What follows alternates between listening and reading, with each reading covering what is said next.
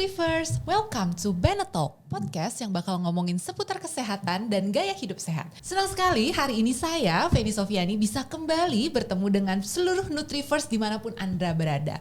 Hari ini topik yang akan kita bahas adalah seputar jantung. Kenapa ya banyak sekali masyarakat Indonesia yang menderita penyakit jantung, atau dengan usia yang muda tiba-tiba banyak sekali rekan-rekan kita yang terkena serangan jantung atau bahkan langsung meninggal dunia. Nah, kita akan langsung bahas hari ini dengan jelas dan lengkap bersama dengan dua narasumber yang sudah saya siapkan pastinya hari ini. Yang pertama sudah hadir bersama dengan saya di sini, Dr. Bobby Arfan Anwar, dokter spesialis jantung dan pembuluh darah, konsultan intervensi. Halo dokter, apa kabar? Alhamdulillah, baik Mbak. Wah, luar biasa. Selain Dr. Bobby Arfan yang juga sudah hadir bersama dengan saya di sini, saya juga kehadiran Dr. Laurencia Ardi, MGZ IVOCA, Healthcare Communicator dari Kalbe Nutritional. Halo dok, apa kabar? Baik, Feni. Wah, luar biasa ya. Dokter MGZ IVOCA dan juga dokter spesialis jantung dan pembuluh darah. Dari title-nya berat banget nih gitu ya. Kayaknya topik yang kita bahas juga kayaknya berat gitu ya. Tapi kita mau coba-coba sampaikan ini menjadi edukasi yang baik pastinya untuk masyarakat, karena bukan cuma yang tua-tua aja nih kayaknya dok ya sekarang ya yang menderita atau mengalami serangan jantung, penyakit jantung dan lain sebagainya, tapi usia-usia muda gitu ya, mungkin 28 tahun ke atas pun sekarang juga sudah marak sekali gitu ya tentang itu ya. Tapi sebelum itu sekali lagi saya mau nanya dok, sehat ya dok ya? Alhamdulillah sehat. Alhamdulillah Sehat. sudah siap untuk berbagi informasi kita dengan di sini ya. Oke, kita langsung mulai aja dok. Ini cukup menarik buat saya karena kebetulan saya juga caregiver dok. Papa saya kebetulan juga menderita penyakit jantung. Beliau sudah memasang ring di jantungnya sebanyak 3 dok. Nah, awalnya itu aku sedikit cerita dulu ya dok ya gitu. Boleh. Awalnya itu justru papa saya tuh nggak tahu dia kena penyakit jantung, nggak tahu ada penyumbatan. Tapi waktu itu kita kebetulan lagi mau medical check up, ternyata ditemukan 3 sumbatan di pembuluh darah jantungnya dok. Itu kayak oh my god gitu ya dok ya. Nah tapi pas aku awalnya khawatir dok, tapi setelah aku coba baca-baca kekhawatiran itu pasti, cuma ternyata masyarakat Indonesia pun banyak sekali ternyata yang menderita penyakit jantung dan bahkan kematian nomor 1. Benar. Gitu ya dok ya.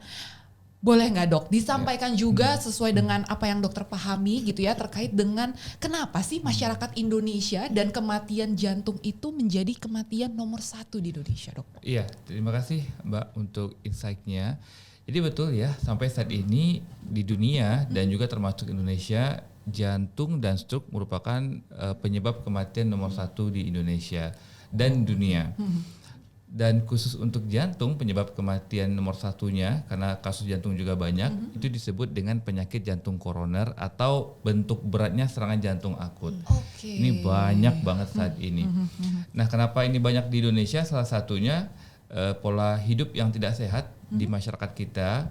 Kita tahu ya Mbak ya bahwa gaya hidup sehat masih sesuatu yang jarang di antara masyarakat kita. Pola makan yang tidak sehat, pola olahraga, istirahat yang tidak teratur, belum lagi pola pengelolaan stres yang masih belum ditangani dengan baik. Jadi hal-hal ini meningkatkan risiko penyakit jantung dan pembuluh darah bagi masyarakat kita. Oke, jadi bukan hanya karena makanan, meskipun itu faktor utama gitu ya, tapi pikiran yang nggak bisa hilang dari manusia ini juga menjadi salah satu faktornya. Iya, salah satu faktor yang mempengaruhi Mbak, betul. Oke, apakah dari cerita dokter tadi itu hanya terjadi di Indonesia kah dok dengan penyakit jantung dan stroke menjadi kematian nomor 1? Apakah hanya di Indonesia ataukah sebenarnya di dunia lain pun itu atau di negara lain pun itu sebenarnya juga menjadi faktor yang sama dok?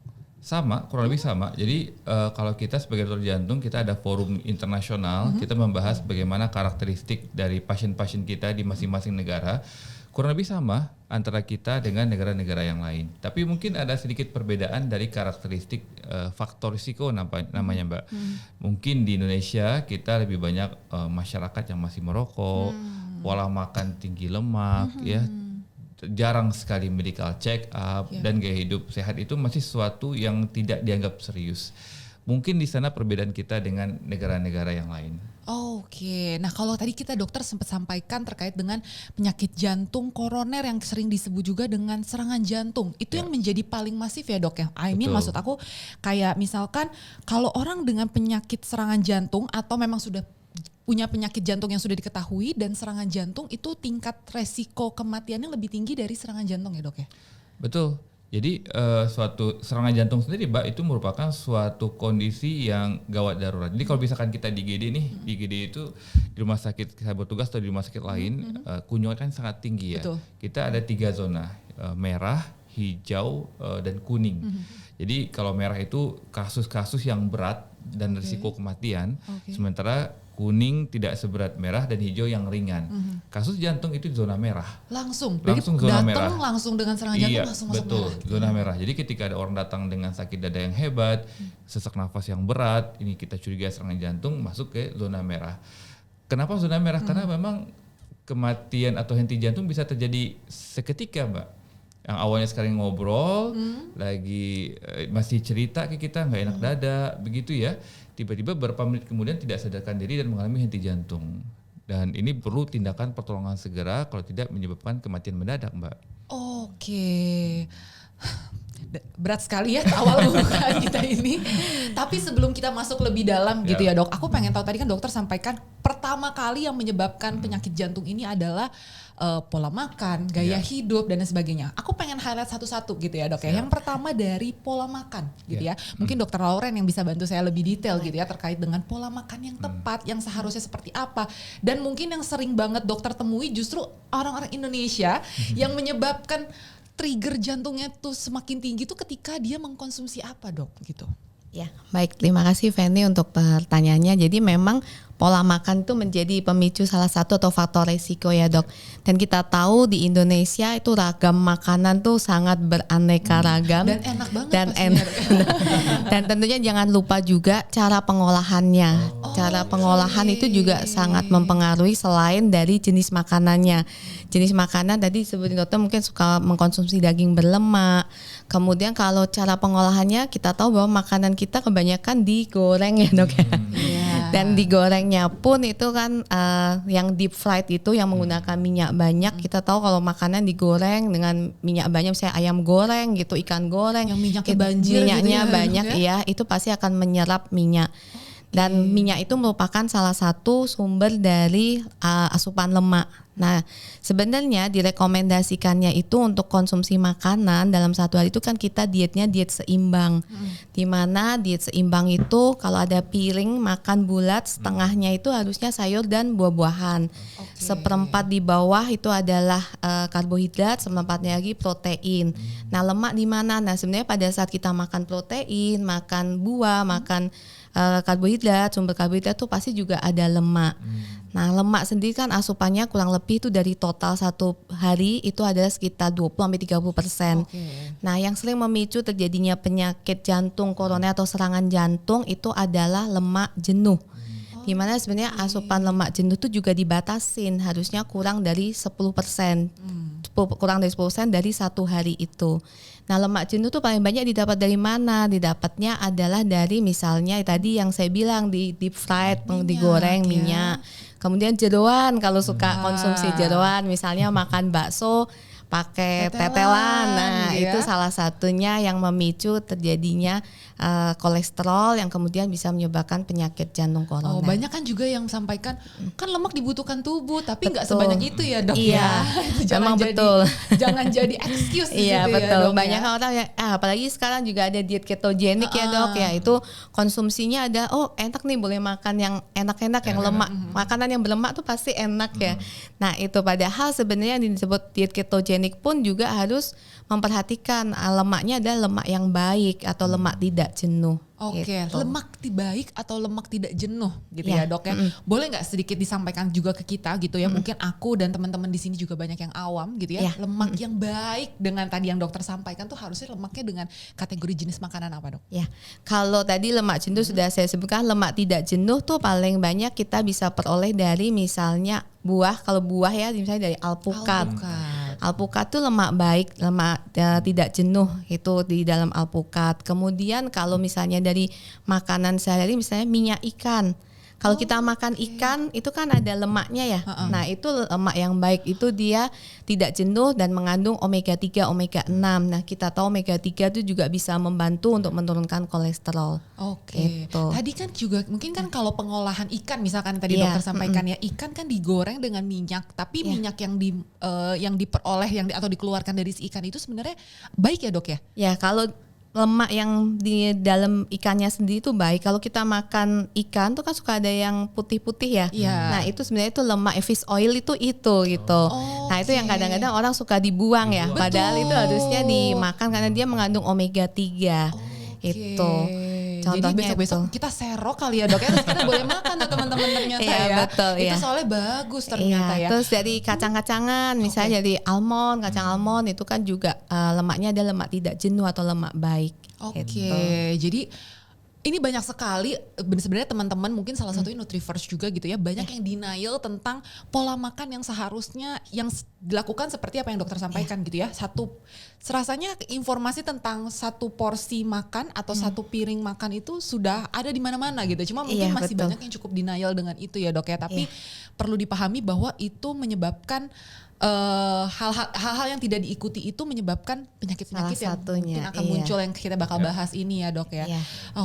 Oke, itu tadi kita ngebahas tentang makanan, pola makan gitu ya. Kalau misalkan gaya hidup gitu ya, mungkin dari dokter Bobby lagi gitu ya, gaya Ya, hidup siap. yang dianjurkan oleh seorang dokter gitu ya, sebaiknya masyarakat tuh harusnya seperti apa? Apakah ada perbedaan dari sisi usia kah gitu ya, atau dari gender atau kebiasaan apa gitu dok yang mungkin harus diperhatikan? Baik, salah satu yang direkomendasikan kita sebut dengan gaya hidup aktif, Mbak. Jadi ada penelitian yang menarik. Kita tahu ya rokok itu salah satu faktor risiko penyakit jantung yang paling kuat. Bahkan 80-90% pasien serangan jantung yang saya tangani adalah laki-laki perokok. Oke. Tetapi ada satu faktor risiko yang sekarang dikatakan jenis rokok yang baru, tapi bukan rokok, Iya. yaitu duduk terlalu lama. Oke, mungkin kita ada kerja di kantoran, duduk 6 jam, 8 jam di satu posisi yang sama, itu ternyata juga jelek buat kesehatan kita, terutama jantung dan pembuluh darah. Karena dengan terlalu lama duduk, Mbak, ini akan masuk ke state yang kita sebut dengan gaya hidup tidak aktif. Dan ini bertentangan dengan apa yang dianjurkan oleh Persatuan Dokter Jantung Indonesia dan Dunia, di mana kita sebaiknya pola hidupnya adalah pola hidup yang aktif. Jadi misalkan Mbak, kalau misalkan kita pergi kerja ya di Jakarta, dibandingkan kita 2 jam naik mobil diem, lebih baik kita naik kereta. Karena kita masih jalan kaki, masih berdiri, bisa exercise di kereta, itu bagus buat kesehatan. Nah ini salah satu pola hidup yang dianjurkan. Dan juga dianjurkan juga kalau kita banyak duduk Mbak, setiap 2 jam kita berdiri dan lakukan olahraga ringan. Ini juga bisa salah satu kita seperti squat, mungkin push up, sit wall, dan banyak hal yang bisa kita lakukan yang lain. Tapi intinya adalah pola hidup yang terbaik untuk menjaga kesehatan jantung adalah pola hidup yang aktif. Terus bergerak. Oke, jadi bukan artinya aktif itu bangun tidur saya pergi kerja pulang lagi itu udah aktif gitu ya dok ya? Iya, enggak gitu. Oh enggak selamanya begitu, Enggak kecuali selalu. kalau misalkan di kantor ada geraknya itu baru benar-benar aktif gitu ya dok ya, Betul. bisa. Kalaupun memang basicnya adalah kerja kantoran gitu ya, tapi kan masih bisa ya untuk mobilitas kita misalkan ambil makan keluar gitu ya, atau kita sambil melakukan aktivitas lain gitu ya dok ya. Betul. Oke. Itu saya banget lagi.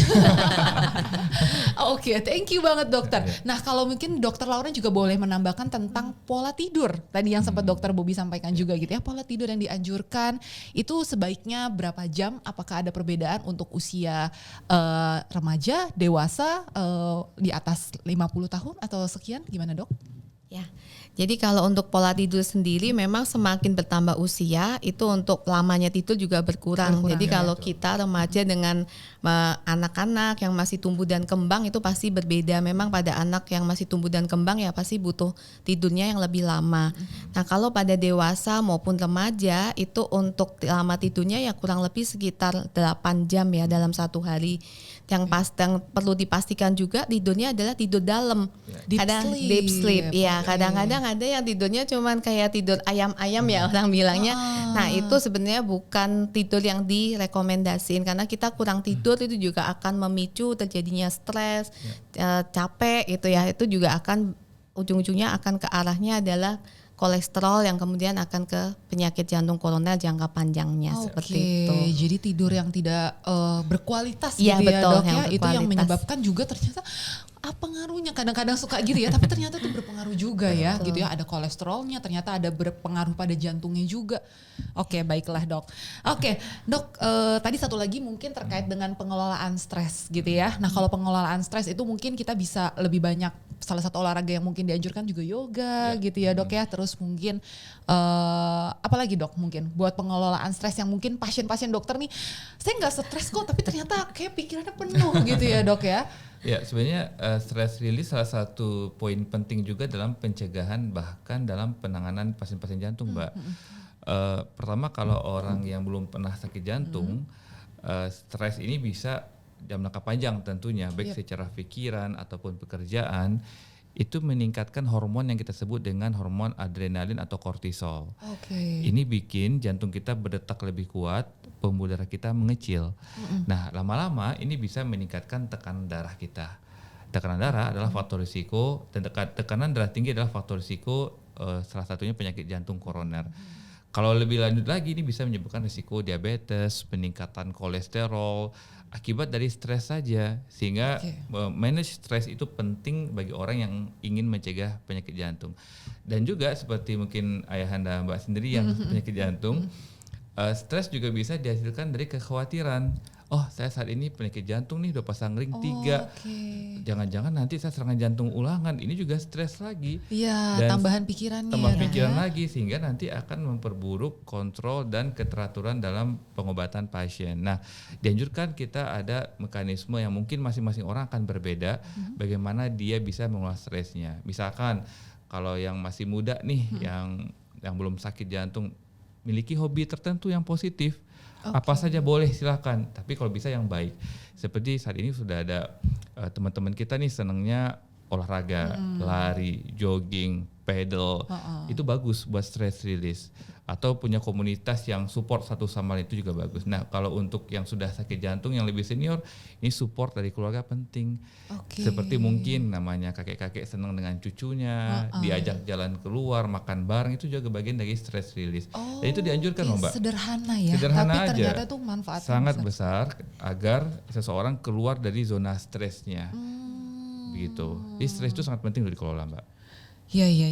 Jadi mungkin kelihatannya padahal cuma istirahat di rumah, tapi mungkin di dalam rumah itu menjadi area dia untuk memperbanyak area stresnya justru. Betul. Ya dok ya, karena dia ada banyak waktu untuk memikirkan penyakitnya, merasakan badannya tidak enak dan sebagainya. Benar. Gitu ya dok ya. Butuh bantuan dari kita keluarga untuk memastikan dia diperhatikan, disayang, dipedulikan dan dianggap. Karena ini juga banyak loh pasien-pasien saya yang senior-senior merasa ketika sakit dia merasa nggak berguna lagi sebagai beban bagi anak-anaknya. Kemudian saya cuma memperberat kerjaan dari anak-anak yang sudah sibuk, akhirnya stres lagi Mbak. Ini juga penting kita perhatikan bagi ayah bunda kita yang sakit jantung. Jadi penting juga nih peran caregivernya gitu ya dok ya, betul. untuk bisa menjaganya tuh, memberikan pesan-pesan positif gitu ya, hal-hal yang membuat mereka tuh punya spirit lagi gitu ya dok ya. Betul. Hal kecil yang tapi ternyata dampaknya besar banget. Ya, sangat besar. Nah dok, tadi kita udah ngebawa semua, ngebungkus semua terkait dengan apa saja sih yang harusnya diperbaiki gitu ya, terutama untuk yang muda yang belum kena gitu ya, amit-amit gitu ya, jangan sampai kena, atau gimana caranya pola hidup kita biar lebih baik gitu ya dok.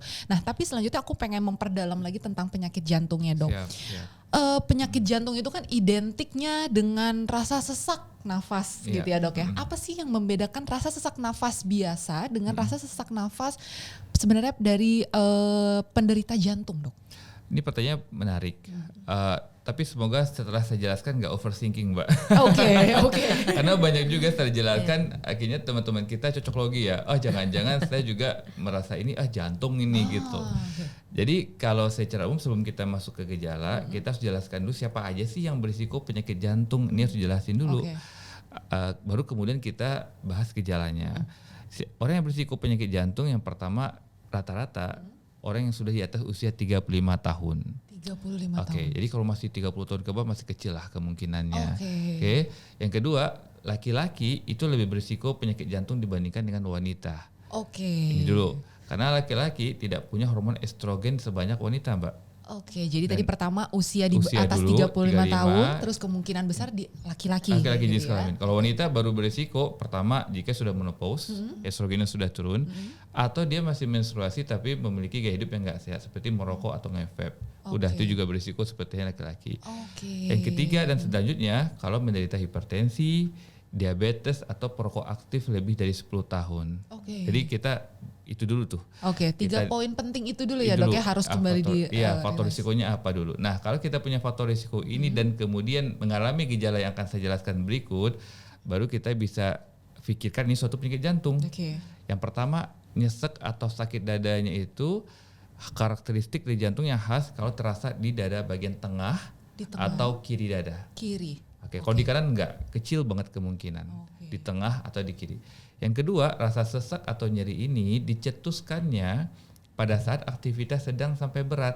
Misalkan nih kalau lagi olahraga lari contohnya yang meningkatkan frekuensi denyut jantung atau naik turun tangga yang cepat begitu.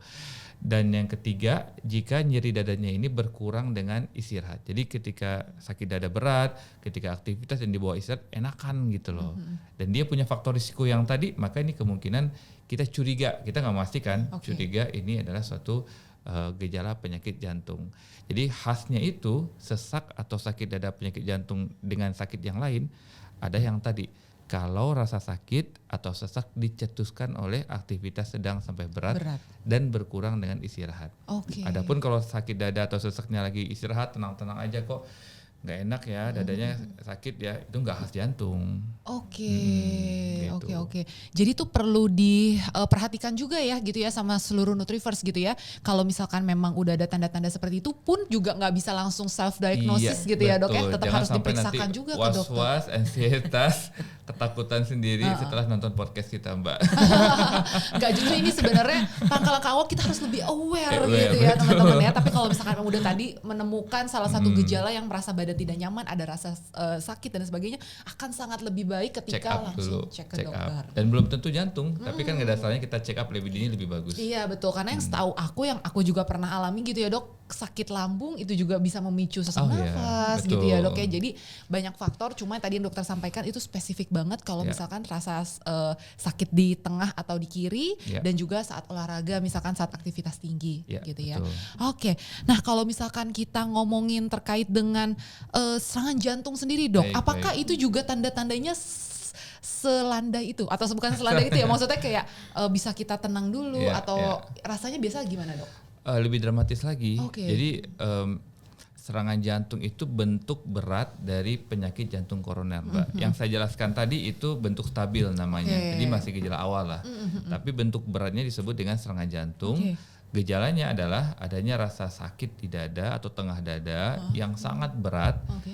Setiap pasien bilang dia nggak pernah merasakan sakit yang seperti itu. Itu karakteristik khasnya. Oke. Dan patokannya lebih dari 20 menit. Nah ini penting banget. Jadi kalau ada anggota keluarga nih, aduh dada saya kok nggak enak ya, sakit gitu ya. Udah berapa lama? Udah mau setengah jam. Ya udah bawa ke IGD. Jangan Oke. dibiarin di rumah Oke. begitu. Terus gejala yang lain ada juga seperti keringat dingin, badannya basah gitu, atau bahkan mual atau muntah. Nah yang banyak terjadi di masyarakat Mbak, yang seperti ini ada kadang sakit di ulu hati dianggap suatu mah biasa. Nah ini sayang banget kan. Padahal udah ada gejala ini seperti keringat dingin, badannya sudah basah, mual, muntah, dan dia faktor risikonya juga kuat, perokok, hipertensi. Oke. Kalau yang seperti ini itu suatu tanda serangan jantung, baiknya segera dibawa ke IGD. Oke dok, berarti tadi mungkin tanda-tanda yang perlu di warning adalah sakit sama ya dok ya, hampir mirip dengan Ya. penyakit jantung yang bukan biasa ya, tapi Ya, yang reguler dengan yang betul. serangan gitu ya. Benar. Sakitnya tetap di area tengah Ya. gitu, dan kalau berlangsung lebih dari 20 menit itu Betul. harus segera banget dibawa 20 ke rumah menit cut off-nya udah bawa ke IGD segera. Oke, nah itu juga mungkin harus menjadi perhatian keluarganya sebagai caregivernya Betul, gitu ya dok ya. betul. Nah selanjutnya dok, kalau misalkan memang sudah ditemukan atau sudah kita mau bawa nih ke rumah Ya. sakit gitu ya, tapi mungkin udah agak terlambat gitu ya dok ya. Ya. Mungkin penanganan pertama mungkin bukan ala-ala ya sebutannya, mungkin kita CPR di keluarga gitu ya. Apakah Ya. itu memungkinkan dok? Iya, jadi CPR atau kompresi jantung luar itu kalau hanya pasien nggak sadarkan diri Oke. dengan bukti adanya henti jantung, Mbak. Tapi kalau hanya serangan jantung, pasiennya masih sadar, masih mengeluh sakit dada yang Oke. hebat, itu intinya kita bawa ke Langsung IGD. dibawa ke IGD. Cuma terdekat. mungkin pertanyaannya apa yang kita bisa lakukan di rumah nih sambil kita mau transfer ke IGD. Yang pertama minta pasien untuk berbaring dengan kepala sedikit lebih tinggi daripada kakinya. Kemudian kalau kita punya oksigen di rumah, ya silakan digunakan oksigen untuk membantu pasien. Yang kedua, yang selanjutnya ya kita bawa ke mobil dan kita bawa ke IGD. Kecuali kalau misalkan yang tadi lagi sakit dada tiba-tiba pasiennya hilang kesadaran, kita harus belajar memeriksa nadi sendiri. Kalau tidak ada nadi, tidak ada denyut jantung, baru kita lakukan CPR. Oke, Ini harus juga harus periksa belajar nadi sih, ya, Dok, harus ya? belajar sih. Nggak bisa periksa dari sini ya, Dok ya? Enggak. Nadi di sini. Oke, itu di bernafas. sini ya. Iya. Oke, jadi harus bisa periksa nadinya, terus kemudian pokoknya secepat mungkin langsung dibawa ke IGD gitu ya, Intinya Dok ya. seperti itu. Kalau tadi dokter sempat ngomongin oksigen, apakah oksigennya sama kayak oksigen yang kita semprot gitu, Dok? Ya. Atau oksigennya harus dipasang seperti di rumah sakit? Apa atau saja boleh, karena kan kita juga tahu nggak semua rumah pasti tiba-tiba menyiapkan tabung oksigen, cuma enggak. Kalau kita punya yang kalengan di rumah untuk emergensi itu bagus. Saya juga begitu di rumah orang tua saya siapin tabung oksigen kalengan begitu yang bisa dipakai kapanpun, itu juga boleh. Bagian dari obat-obat medis emergensi gitu. Oke, itu sekarang bukan hanya istilahnya dok ya, obat merah atau obat flu dan lain sebagainya, tapi obat-obatan seperti macam oksigen itu menjadi sesuatu yang sebagian disediakan. Apalagi kalau ya? kita punya keluarga yang kira-kira punya risiko jantung lah di masa depan gitu. Oke. Nah, Dok, kan tadi kan kita sudah sampaikan bahwa ini sudah terjadi gitu ya, Dok ya. Kalau dari Dokter Lauren, boleh nggak sedikit dibagikan nih, Dok? Kalau sudah terjadi seperti ini, seperti apa sih penanganan keluarga gitu ya untuk menjaga keluarga kita yang mungkin sudah terkena pernah terkena serangan jantung atau sudah menderita penyakit jantung, dari keluarga tuh harus menjaganya seperti apa nih, Dok? Dari pola makan mungkin atau dari waktu istirahat dan lain sebagainya mungkin, Dok. Ya, jadi kalau untuk penyakitnya sendiri, serangannya sendiri tadi sudah ditangani oleh dokter dan tentunya pasti mungkin nggak dikasih obat-obatan yang harus dikonsumsi. Nah itu memang tidak boleh lepas dan harus sesuai dengan edukasi dari dokter. Nah keluarga sendiri itu bisa memberikan yang pertama di dukungan psikologi supaya pasien tuh merasa lebih diperhatikan. Nah selain itu, selain dukungan psikologi juga bisa diperhatikan juga pola makannya. Nah biasanya kan orang-orang dengan serangan jantung itu pasti sebelumnya punya kebiasaan yang kurang baik, terutama dari pola makannya yang kemudian bisa menyebabkan terjadinya kolesterol dan akhirnya menjadi serangan jantung. Pola makan seperti apa tuh yang mesti dijaga? Ya tentunya kalau sudah serangan jantung, pola makannya tentunya kurangi asupan lemak. Tadi sudah saya sampaikan ya, untuk pola makan itu adalah menggunakan yang isi piringku, diet seimbang, banyakin sayur dan buah-buahan. Kemudian mulai itu cara masak juga mulai diperhatikan. Keluarga juga mulai memperhatikan, kurangi makanan goreng-gorengan, kemudian mungkin lebih banyak dikukus atau mungkin bisa juga dipanggang, itu juga bisa. Nah itu perlu diperhatikan. Nah kemudian selain itu juga jenis makanannya untuk membantu supaya mencegah terjadi serangan ulang, itu bisa juga dari asupan seratnya itu juga dimulai ditingkatkan. Kemudian tadi juga lemaknya pilih yang lemak baik. Karbohidrat pilih yang karbohidratnya adalah karbohidrat kompleks. Karena kalau karbohidrat kompleks itu dia kandungan seratnya juga lebih tinggi, sehingga mencegah supaya jangan sampai nih serangan ulang gitu ya. Jadi perlu dijaga pola makannya. Nah selain pola makan juga olahraga ya dok, olahraga juga perlu diperhatikan. Pilih olahraga yang memang bisa dilakukan pasiennya mampu dan bisa dilakukan secara jangka panjang. Nah biasanya memang olahraga itu harus olahraga yang disukain ya dok. Kalau yang ikut-ikutan tuh biasanya cuman ya sesaat gitu ya, karena ikut atau karena sungkan gitu diajak. Kalau memang kita suka itu biasanya akan lebih jangka panjang. Nah olahraga sendiri tuh biasanya direkomendasiin dalam 1 minggu 150 menit ya dok. Kemudian tinggal dibagi beberapa sesi. Yang penting 1 kali sesi itu minimal 30 menit. Oke. Tapi kan kalau misalkan penyakit jantung itu kan disarankannya juga mungkin aktivitasnya mulai dituruni gitu ya dok ya. Tapi kalau olahraga yang disarankan untuk penyakit jantung atau penderita penyakit jantung tuh olahraga seperti apa dok? Iya, kalau sebenarnya ada 2 ya. Pertama, apakah seseorang itu sudah terdiagnosis penyakit jantung atau belum? Yang kedua, apakah sudah pernah serangan jantung atau belum? Oke, kalau misalkan seperti kita yang alhamdulillah belum pernah penyakit jantung, olahraga yang dianjurkan itu sebenarnya olahraga intensitas sedang sampai berat. Maksudnya seperti apa? Maksudnya begini. Jadi kalau kita tidak ada penyakit hipertensi, diabetes atau penyakit jantung saat ini dan ingin menjaga kesehatan jantung, seperti kata Dr. Lauren tadi, olahraga dianjurkan 150 menit dalam seminggu atau 30 menit setiap Sehari harinya. Nah, jenis olahraganya masih luas. Olahraga intensitas sedang sampai berat seperti lari, jogging, Berenang, sepeda, ya. berenang, Oke. angkat beban, itu bisa kita lakukan untuk orang-orang yang belum pernah memiliki penyakit jantung. Nah, tapi kalau sudah pernah serangan jantung seperti Bapak Ibu kita, misalkan intensitasnya dikurangi, ringan sampai sedang, nggak boleh terlalu berat.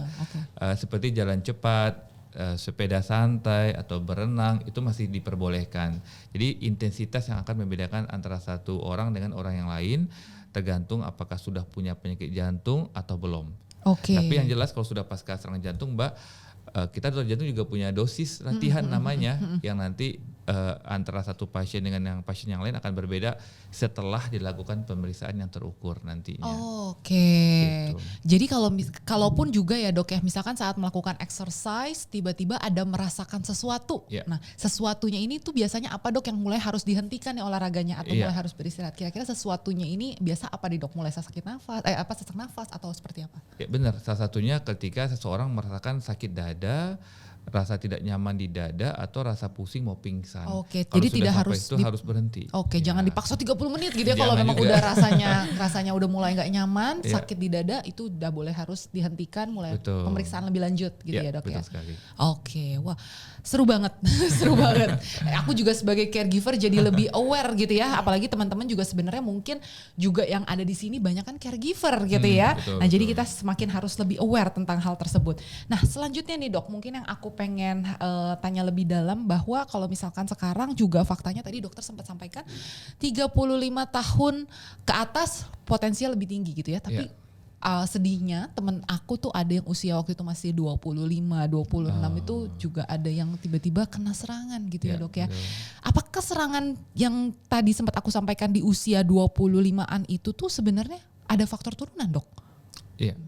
Kalau sebenarnya iya, betul Mbak. Ya, secara penelitian rata-rata di atas 35 tahun, tetapi di populasi yang lebih kecil di bawah itu. Nah, ketika diselidiki apa sih penyebabnya kok bisa lebih dini lagi nih seorang serangan jantung?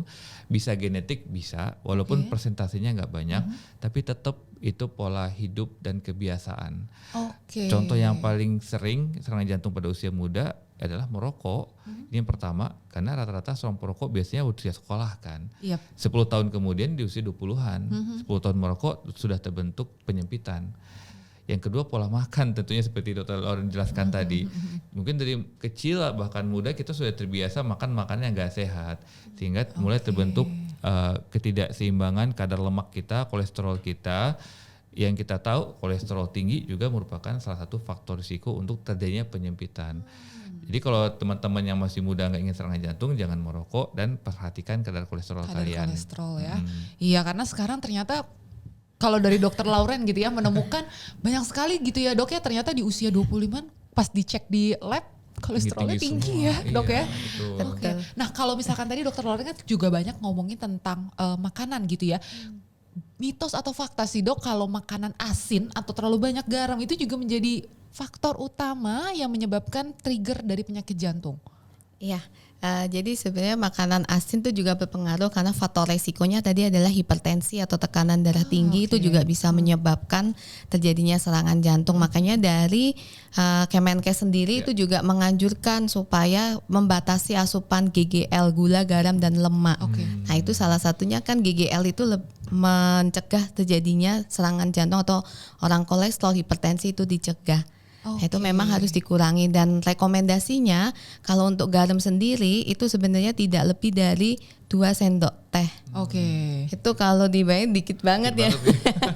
Nah, sedangkan kita kalau lihat aja kalau misalnya ke abang bakso gitu ya, langsung dituang-tuang gitu ya. Nah itu memang harus awarenessnya itu juga harus dari muda.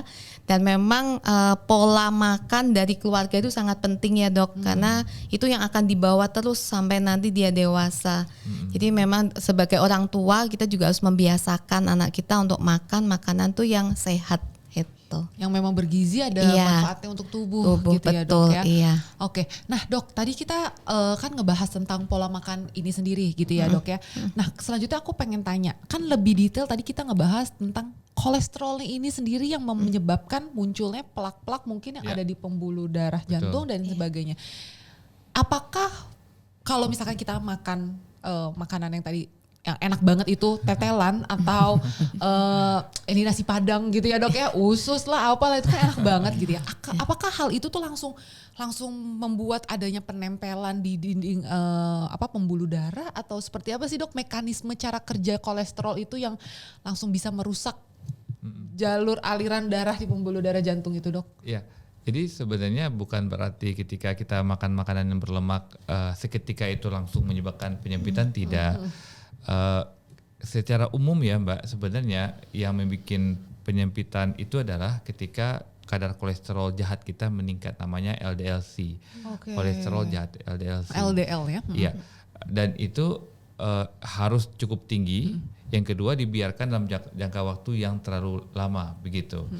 Jadi kalau seseorang punya kebiasaan makan makanan yang tinggi lemak, yang tidak sehat, maka kadar kolesterol C-nya, LDL-C namanya, akan tinggi.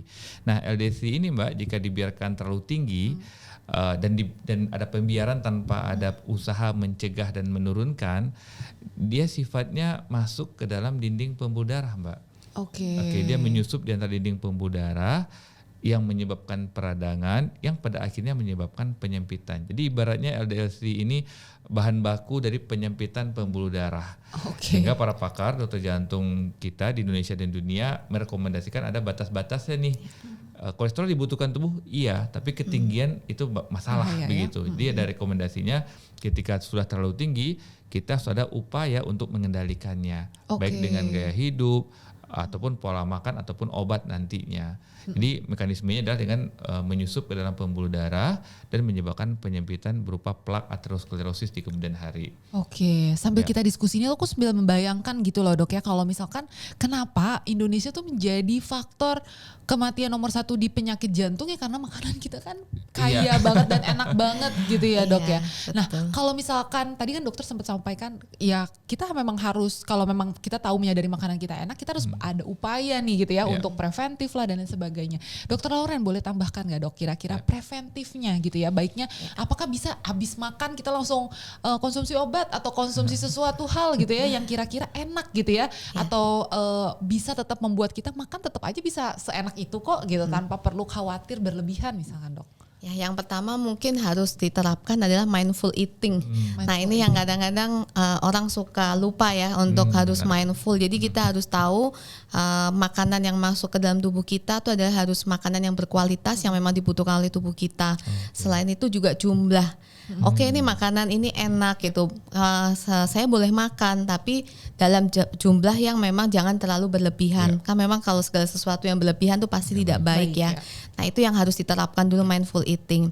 Nah selain itu juga bisa dibantu sebenarnya dengan misalnya konsumsi seperti halnya planstanol ya. Untuk kita misalnya kita makan nasi padang nih berlemak, kemudian juga santan, terus habis itu mungkin digoreng gitu ya. Yaitu kita bisa bantu dengan planstanol.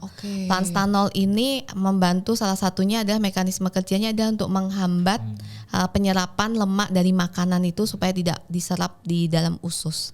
Banyak maksudnya aku tuh jujur dengan kata-kata planstanol itu tuh mungkin cukup awam gitu ya dok ya. Apakah planstanol itu bisa didapatkan dari makanan kita atau seperti apa dok biasanya? Nah sebenarnya planstanol tuh banyak bisa kita dapatkan dari buah-buahan, dari biji-bijian, bahkan di nasi pun juga ada, tapi jumlahnya sangat kecil. Misalnya kalau buah-buahan itu ya kita bisa lihat di buah apel, 30 buah apel itu baru dia mengandung sekitar kurang lebih 2 gram planstanol. 20 apel 2 gram planstanol. Iya, 30 apel ya. 30 apel itu baru setara dengan kurang lebih sekitar 2 gram planstanol. Kemudian 30 pisang itu juga setara dengan kurang lebih 2 gram planstanol. Oke. Atau 6 mangkok oats itu baru. Nah itu kan susah ya kita makan, bayangin makan Iya, 30 masa 30 apel pisang. gitu ya. 1-2 apel aja udah penuh banget gitu ya. Ya makanya kita bisa penuhi dari yang memang ada sediaan seperti halnya Benecol ini Oke. yang memang mengandung planstanol. Jadi dalam satu botol Benecol ini dia kandungan planstanolnya sekitar 1,7 gram. Oke, setara Gitu. dengan yang tadi 30 Iya, apel atau 30 pisang gitu Iya, ya jadi dok ya, 2 dalam botol. dalam 2 botol. Iya, 2 Ya, botol setara oke. dengan itu. Oke, Ya. realitanya gitu ya dok, satu hari kebutuhan planstanol kita tuh seberapa banyak sih dok seharusnya? Iya, jadi kalau yang direkomendasikan memang kurang lebih adalah sekitar 2-3 gram Oke. per hari. Oke. Nah, tapi memang dosisnya bisa lebih besar lagi. Dari penelitian menyebutkan bahwa dosisnya itu bisa sampai 9 gram planstanol yang kita konsumsi itu memberikan efek. Jadi dia tergantung dari dosis. Makin besar dosis, maka penurunan atau penghambatan terhadap penyerapan makanan tuh makin tinggi. Oke. Nah, balik lagi kita mesti sesuaikan dengan kebiasaan dan kondisi tubuh kita tuh seperti apa. Oke, jadi Gitu. sebenarnya kalau sebutannya aku boleh konsumsi 5 botol dalam satu hari ya dok Boleh ya? dan Oke. satu hari kalau memang mau targetnya penurunan kolesterolnya lebih tinggi lagi. Oke, nah Gitu.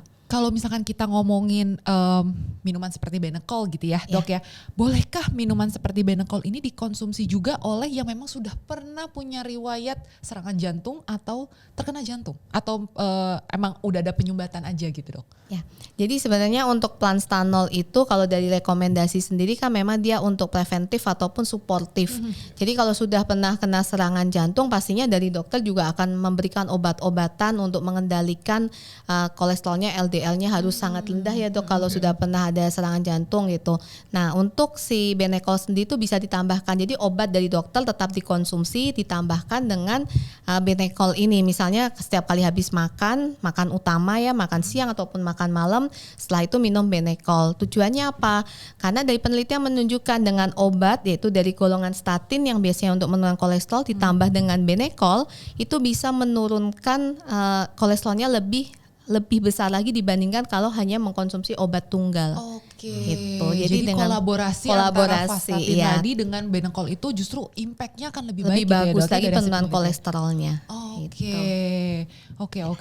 Nah kalau Benecol sendiri ini rasanya apa aja dok? Ya mungkin bisa dilihat ya. Ini aku dapetnya yang apa ini? black currant dok. Saya jeruk, kalau dokter Bobby strawberry ya. Dok. Strawberry ya. Ada 2 lagi, rasa plain atau yogurt, terus 1 lagi rasa leci. Oke, jadi sebenarnya nggak ada alasan aku nggak doyan black currant, aku nggak doyan jeruk Iya karena banyak soalnya banget pilihan variannya ya, dok, ya. pilihan rasanya. Oke, jadi sekarang balik lagi kita harus kembali lebih aware tadi ya, Ya, makanan betul. kita mungkin kita tadi dokter sampaikan harus mindful eating gitu ya. Di luar mindful eating harus banyak preventif lain, misalkan seperti minum Benecol setelah habis makan ya dok ya. Iya, betul. Oke, idealnya adalah 2 botol sehari. Jadi Iya. 1 kali setelah makan siang, mungkin 1 kali setelah makan malam, Malam, gitu ya dok ya. iya. Oke, kalau dari dokter Bobby sendiri gitu ya, apakah dokter menyarankan juga untuk pasien-pasien mengkonsumsi planstanol yang banyak, terutama untuk yang pernah kena penyakit jantung atau Iya. serangan jantung? Jadi memang yang seperti Dr. Lauren bilang tadi, jika seseorang sudah pernah penyakit jantung ataupun lagi serangan jantung, obat-obat medis yang direkomendasikan dokter jantung tentu dikonsumsi secara teratur. Oke. Adapun seperti planstanol itu bisa menjadi salah satu ikhtiar kita juga untuk membantu pengendalian kadar kolesterol jahat. Bisa dicoba.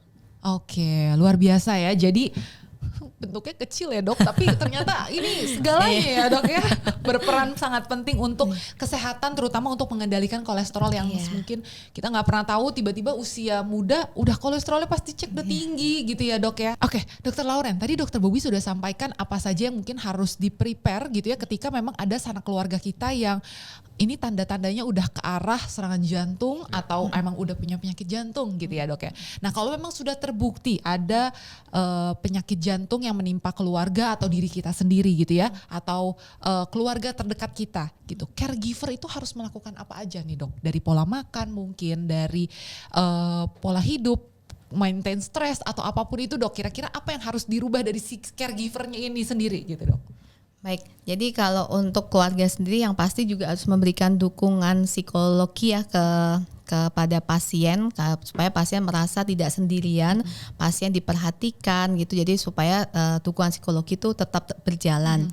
Nah, selain itu juga pastinya kalau dari obat-obatan kan pasti sudah diberikan dan diresepkan oleh dokter, itu tetap harus dikonsumsi secara rutin, tapi mungkin dari pola makannya yang bisa mulai diubah, yaitu pilih makanan yang lebih sehat, yang tinggi serat, lemaknya pilih yang lemak tidak jenuh, kemudian cara pengolahannya juga lebih harus diperhatikan, kurangin yang digoreng-goreng, lebih banyak direbus, dikukus ataupun mungkin dipanggang. Nah, selain itu juga mungkin bisa ditambahkan untuk konsumsi Planstanol seperti halnya Benecol ini. Nah, itu bisa dikonsumsi setiap kali habis makan utama. Itu bisa untuk membantu menurunkan kadar kolesterolnya. Jadi obat-obatan yang untuk kolesterol statinnya tetap dikonsumsi, tapi untuk Planstanolnya ini bisa ditambahkan. Karena memang literatur menyebutkan kalau misalnya dikombinasi antara obat kolesterol statin dengan Planstanol, itu penurunan kolesterolnya akan lebih besar. Oh wow, justru kalau dikombinasikan itu efeknya akan lebih baik gitu ya, terhadap kolesterol. Ya. Gitu ya dok ya. Oke, luar biasa sekali. Kecil gini tapi efeknya banyak ya dok ya. Oke, nah kalau dari dokter Bobi sendiri, tadi kan aku tanyakan sama dokter Lauren caregiver ya, karena menurut aku setelah pasien itu terdiagnosis atau sudah mendapatkan serangan jantung, caregivernya nih yang harus siap-siap gitu ya. Tapi kalau dari pasiennya sendiri, apa aja tindakan medis yang nanti akan dilakukan ketika pasien itu setelah serangan jantung atau memang ditemukan memang adanya penyumbatan di jantung gitu dok? Ya, kabar baiknya Mbak, salah satu ilmu yang paling berkembang di dunia di kedokteran adalah penyakit jantung. Jadi setiap tahun pasti ada temuan terbaru, tindakan terbaru yang meningkatkan harapan sembuhnya gitu. Nah, kalau kami sebagai dokter jantung intervensi, ketika ada seseorang serangan jantung, maka yang pertama akan kami lakukan adalah memeriksa seberapa berat penyempitan yang sudah terjadi. Itu bisa dengan CT scan jantung atau kateterisasi jantung. Kita gambar dulu pembuluh darah jantungnya. Kalau ternyata ada penyumbatan sudah di atas 70%, ini kita pasang ring jantung atau stent untuk melancarkan kembali aliran darah. Atau misalkan sudah penyempitan sudah terlalu banyak, itu bisa pilihan seperti operasi bypass.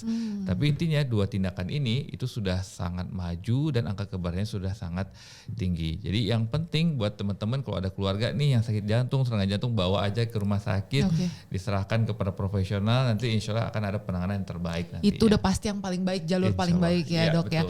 Nah dok, satu lagi, harapan dok, ini kan gini, orang penyakit jantung tuh mungkin dunianya udah hampir runtuh. Aduh kalau udah terdeteksi, aduh gue udah kena jantung nih, waduh udah gak lama nih gitu ya. Dari pasien yang dokter temui gitu ya, paling lama tuh bisa sampai berapa lama dok gitu? Oh banyak banget. Jadi gue gak jauh-jauh, saya punya papa mertua saya, sekarang dokter Syaraf, dokter neurologi, usianya sudah 76-77. Beliau sudah operasi bypass, sudah pasang ring.